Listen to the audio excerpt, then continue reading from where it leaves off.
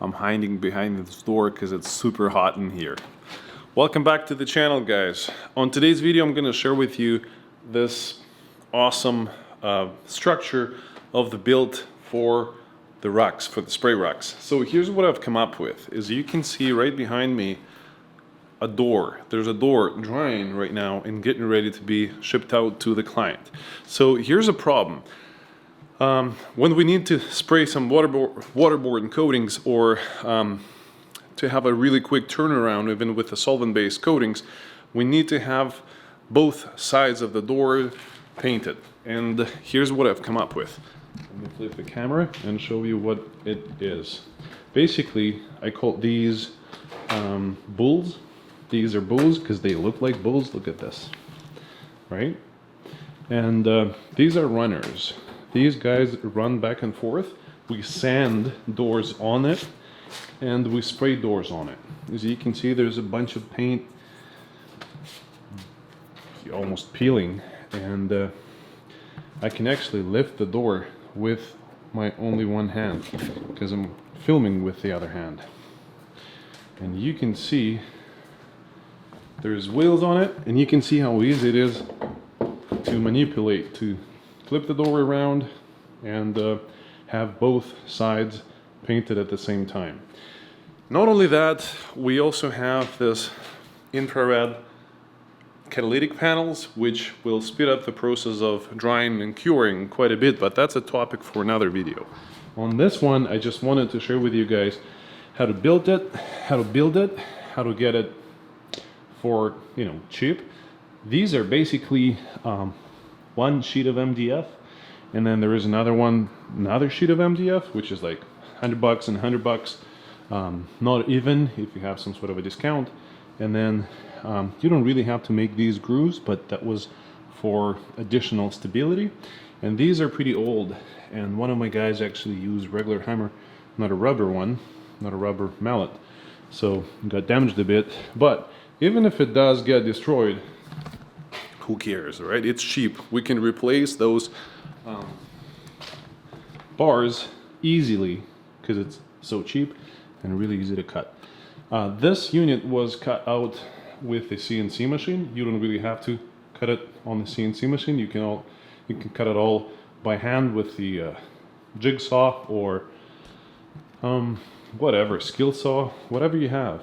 So then what I made here, this little groove, a cutout, a notch for my infrared panel. So basically I have these two adjustable panels, infrared panels, that are fed off of gas line and electric line. Electric is preheat, gas is basically what powers the whole thing and catalyzes the infrared waves and make the process quite a bit faster. This is what I'm doing. So one of these rods gets into the notch, and then I can have my door in the vertical position.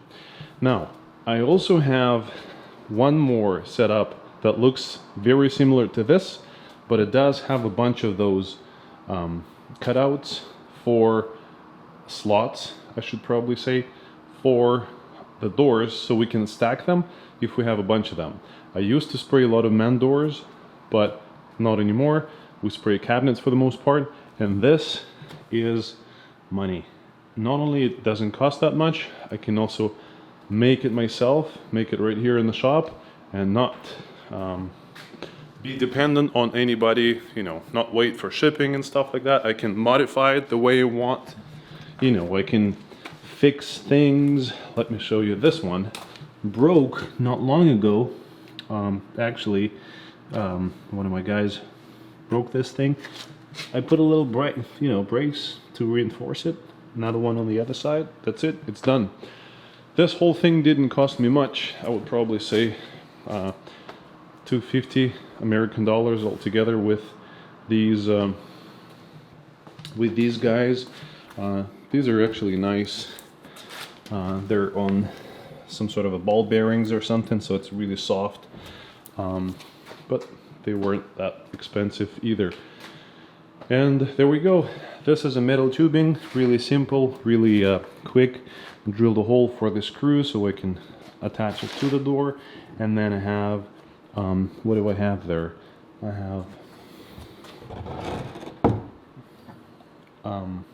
have a nut on the inside of this threaded part of the rod, just painted.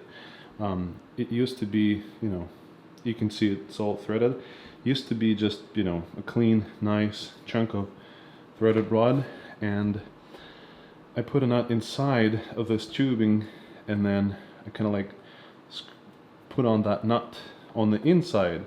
That was a little tricky, but you know, if you really want it, you'll get it done. So then what I did is I put this nut over on the other end and went all the way down to here to kind of like tighten it up, and so this doesn't move at all.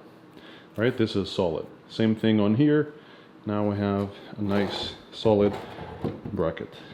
That is pretty much it, you guys. Take it, use it. Hope you guys like it. Also, what I did here is just a piece of 1x2 or whatever it is, and a bunch of screws, wood glue and screws. So that made it a little more robust, and I have a little hole here. That's actually my pin from this wheel right here. If I went right through into the MDF core, that would have been a little problematic, a little not as robust as it is right now. This has been working for 2 years now. We've painted a bunch of doors with this, so great system. As I said before, take it, use it, and yeah, that's pretty much it. We'll see you guys next time. Hope this helps.